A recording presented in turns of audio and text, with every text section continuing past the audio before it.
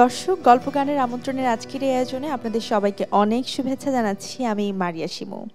আজ আমাদের মাঝে অতিথি হিসেবে উপস্থিত যিনি রয়েছেন, যিনি আমাদের গান শোনাবেন, আমাদের সঙ্গে গল্প করবেন, তাকে আমন্ত্রণ জানাচ্ছি সঙ্গীত শিল্পী পর্ণা দাসকে। কেমন আছেন?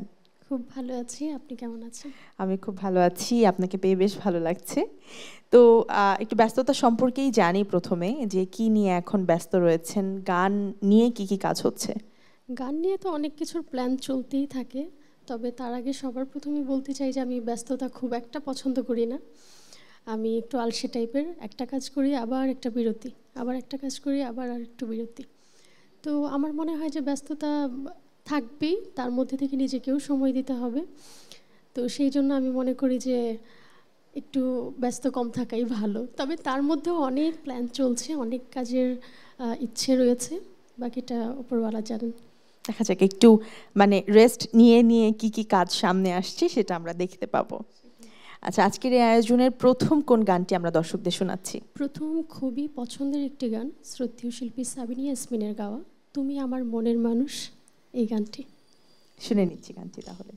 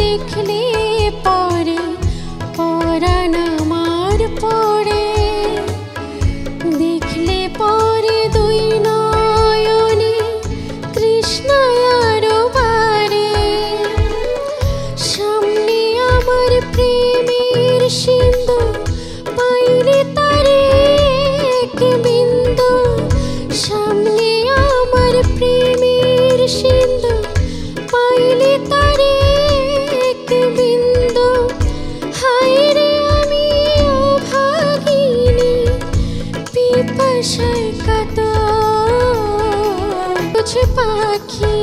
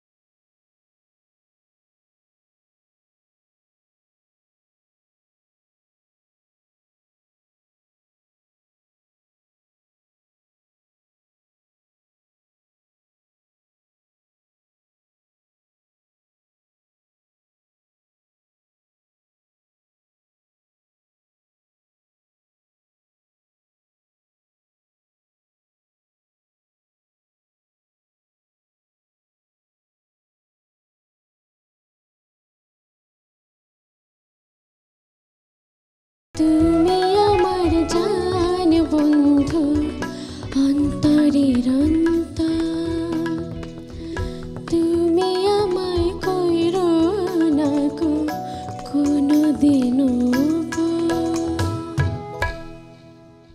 চমৎকার, অনেক ধন্যবাদ আপনাকে। আমরা জানি যে আপনি আধুনিক গান গাইতে পছন্দ করেন, একটু পুরোনো দিনের ক্লাসিক্যাল গান গাইতে পছন্দ করেন। এছাড়া আর কোন কোন গানের তালিম নেওয়া হয়েছে? আমি বেসিক্যালি বলবো যে আমার প্রথমে রবীন্দ্রসঙ্গীতই ছিল, তারপর কিন্তু আমি মানে প্রত্যেকটি গান শুনতে শুনতে হয় না যে ছোটোবেলায় যখন গান শেখানো হয় তখন স্যার এসব সব গান শেখান, তো তখন মনে হতো যে আমি আধুনিক কেন গাইছি না, আমি প্রেমের গান কেন গাইবো না, এরকম একটা বিষয়। তো তারপর যখন একটু একটু করে সবগুলো গান শিখতে শুরু করলাম, সব ধরনের গান গাইতে শুরু করলাম, তখন আস্তে আস্তে মনে হলো যে এই গানগুলোও করি। আর রবীন্দ্রসঙ্গীতের চর্চা কি করা হয় কি? হ্যাঁ হ্যাঁ, অবশ্যই। আমার মনে হয় যে রবীন্দ্রসঙ্গীত করলে হয় কি যে গানের চর্চাটা হয়ে যায় এবং আমরা যে প্রত্যেকদিন রেওয়াজ করি সেটা হয়ে যায়। এরপরে কোন গানটি শোনাচ্ছেন? এবারও খুব পছন্দের একটি গান, তুমি আমার এমনই একজন, শ্রদ্ধেয় শিল্পী কনক চাপার গাওয়া। শুনছি গানটি।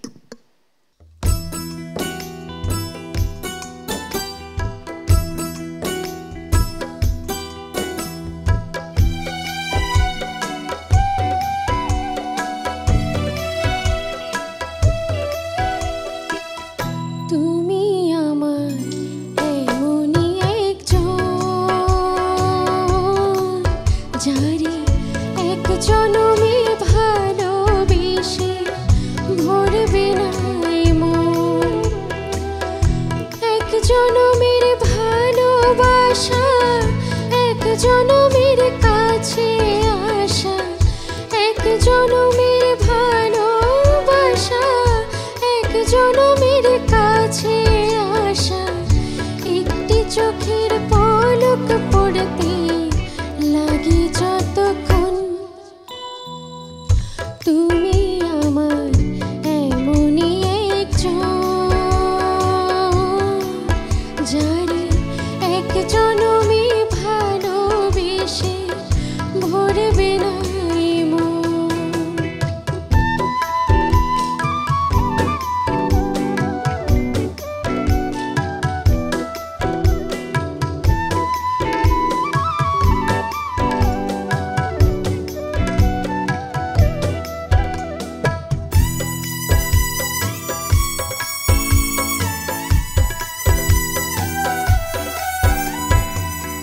ভালোবাসার সাগর তুমি, ভালোবাসার সাগর তুমি, বুকে অথই জল, তবু পিপাসাতে আখি, তবু পিপাসাতে আখি, হয় রে চলো চল, হয় রে চলো চল, আমার মিলনে বুঝি গো জীবন, বিরহে মরণ, বিরহে মরণ,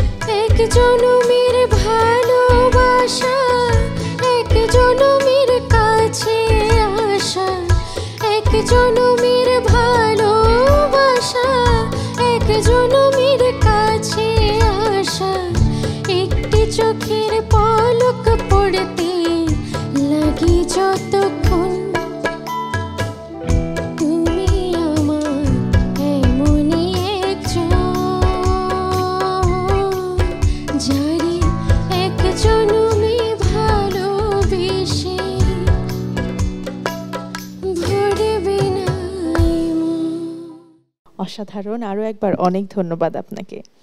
তো আমরা জানি যে মৌলিক গান একজন শিল্পীর অনেক বড় সম্পদ।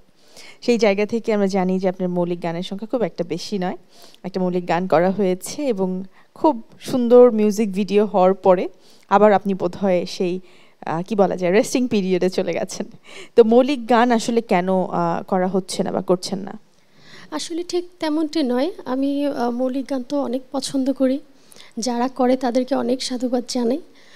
তবে হয় না যে একটা লাক ব্যাপার আছে, তো আমার আসলে লাকটা খুব একটা ভালো নয় এই দিক থেকে। আমি যখন ইন্ডাস্ট্রিতে আসি তখন একটা খুব ছোট বয়সে এসেছি অনেক। তবে আরেকটু যদি পেছনের দিক থেকে আসি, যে আমার ইন্ডাস্ট্রিতে খুব একটা সময় নয়, তো সেই অনুযায়ী আমি যখন প্রথমবার এসেছিলাম তখন একটু ছোট্ট করে একটা ধাক্কা পেয়েছিলাম। তো সেখান থেকে আসলে মৌলিক গানটা আমার মন থেকে একটু সরে গিয়েছিল। তো এখন আবার শুরু করছি মৌলিক গান। অবশ্যই আমি করব এবং অনেক প্ল্যান আছে, সেই মতো চেষ্টা করছি। আচ্ছা, এরপরে কোন গানটি শুনছি?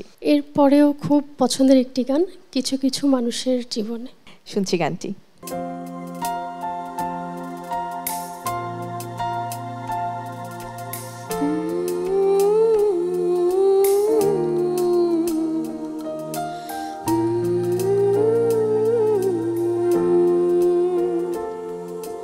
কিছু কিছু মানুষের জীবনে ভালোবাসা যাওয়াটাই ভুল।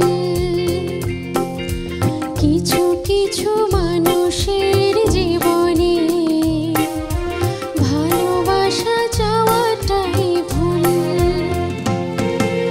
সারাটি জীবন ধরে দিতে হয় শুধু সেই ভুলের মাসুল। কিছু কিছু মানুষের জীবনে ভালোবাসা যাওয়াটাই ভুল।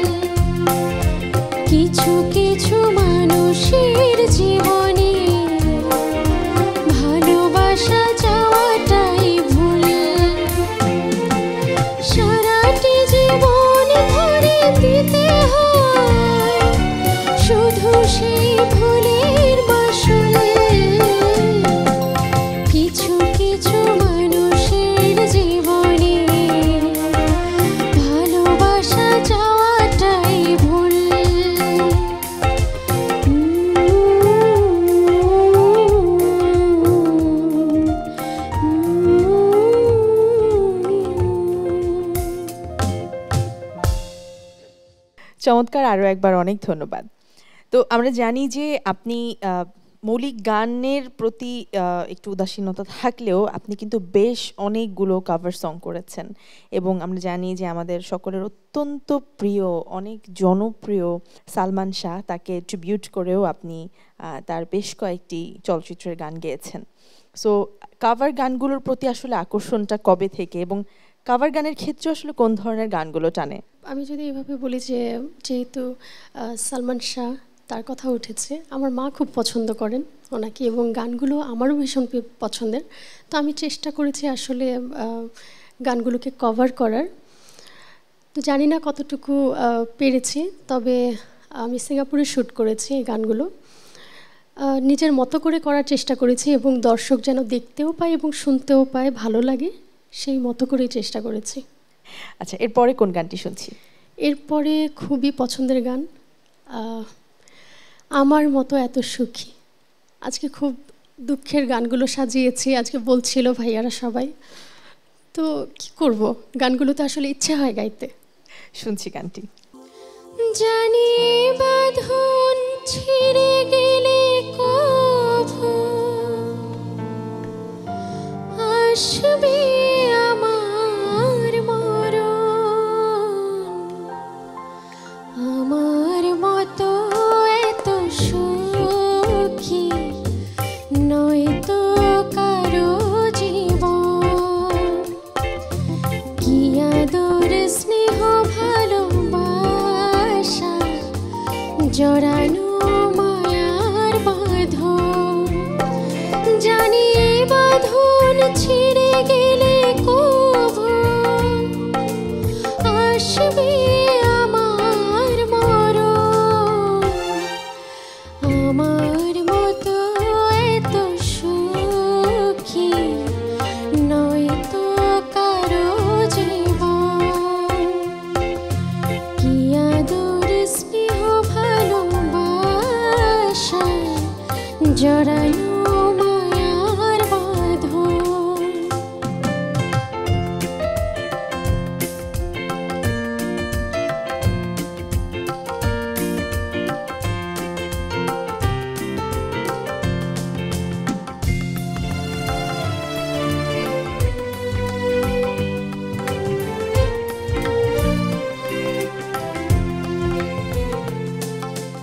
বুকে ধরে যত ফুল ফোটালাম, সে ফুলের কাটা চারা কি পেলাম, ভাগ্যের পরিহাসের নাম,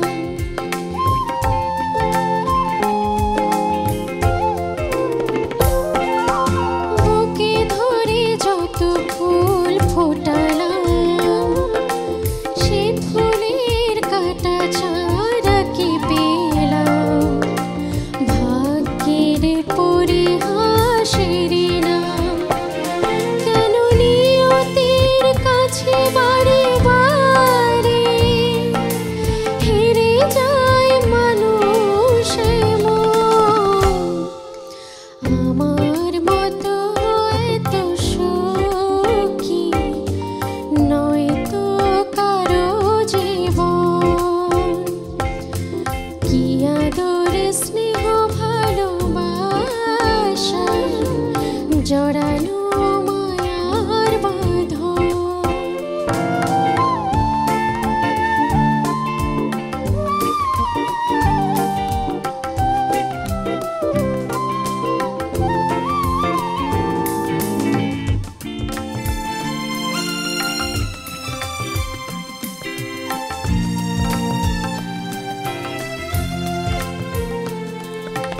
চারিদিকে নিরাশার বালুচর, কি আশায় বেঁধেছি খেলা ঘর, স্বপ্ন ভেঙে দিতে এলো ঝড়,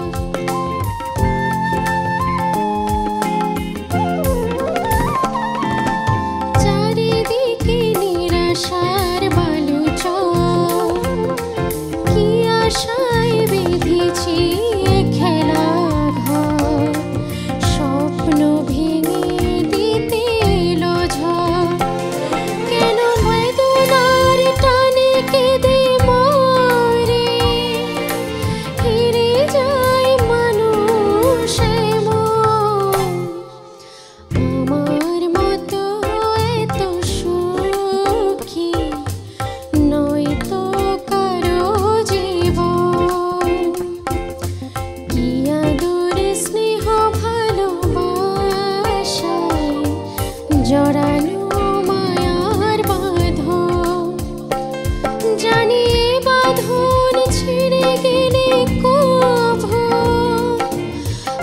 আসবে আমার মরণ, আমার মতো এত সুখী নয়তো কারো জীবন, নয়তো কারো জীবন। ধন্যবাদ আরও একবার। তো গান গাওয়ার পাশাপাশি অবসর সময়ে আর কি করতে ভালো লাগে? বই পড়তে ভালো লাগে খুব ভীষণ, এবং ছোটবেলা থেকে একটা নেশা আছে যে রবীন্দ্রনাথের বই পড়া, উপন্যাস, গল্প খুব ভালো লাগে। রবীন্দ্রনাথের গান এবং রবীন্দ্রনাথের হ্যাঁ লেখা? হ্যাঁ, খুব ভালো লাগে। আমার কাছে মনে হয় কি মানে ওনাকে বোধহয় ঈশ্বরের একটা মাধ্যম হিসেবে পাঠিয়েছেন। যখন তার গানগুলো গাই তখন মনে হয় যে সে বোধহয় ওপর থেকে দেখছেন, উনি বোধহয় ওপর থেকে দোয়া করছেন যে আমার গানগুলো আরও ভালো করে সবাই এভাবেই মনে রাখুক। অবশ্যই। এরপর কোন গানটি শুনছি? খুব পছন্দের গান ওপার বাংলার চিরদিনই তুমি যে আমার। শুনছি।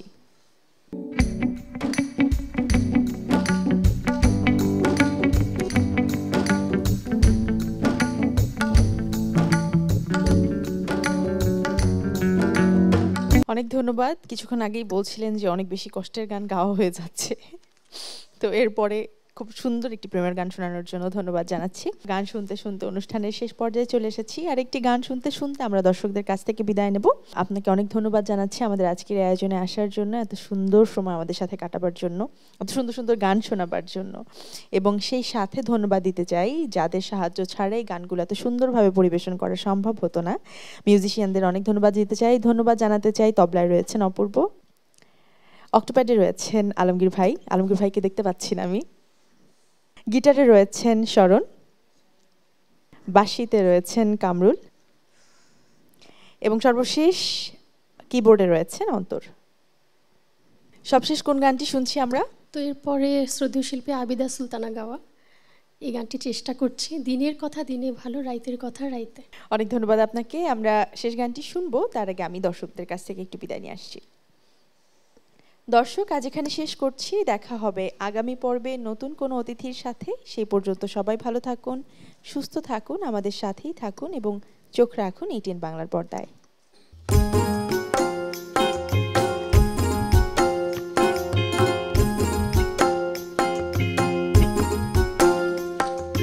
দিনের কথা দিনে ভালো, রাইতের কথা রাইতে, দিনের কথা দিনে ভালো, রাইতের কথা রাইতে, তার চেয়ে ভালো লাগে থাকতে তোমার পাশে। বন্ধু কি জানি বশীকরণ তাবিজ করছনি, বন্ধু কি জানি বশীকরণ তাবিজ করছনি। বশীকরণ তাবিজ করছনি। দিনের কথা দিনে ভালো, রাইতের কথা রাইতে, দিনের কথা দিনে ভালো, রাইতের কথা রাইতে, তার চেয়ে ভালো লাগে থাকতে তোমার পাশে। বন্ধু কি জানি বশীকরণ তাবিজ করছনি, বন্ধু কি জানি বশীকরণ তাবিজ করছনি।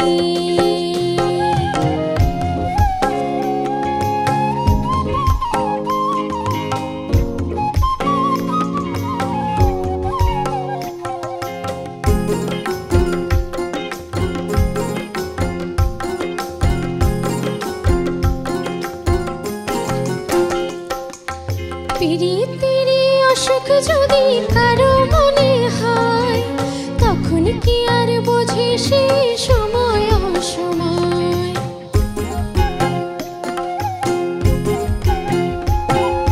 প্রীতির অসুখ যদি কারো মনে হয়, তখন কি আর বোঝে সে সময় অসময়। তোমার কাছে জানতে চাই এই বিমারির কোন দাওয়াই,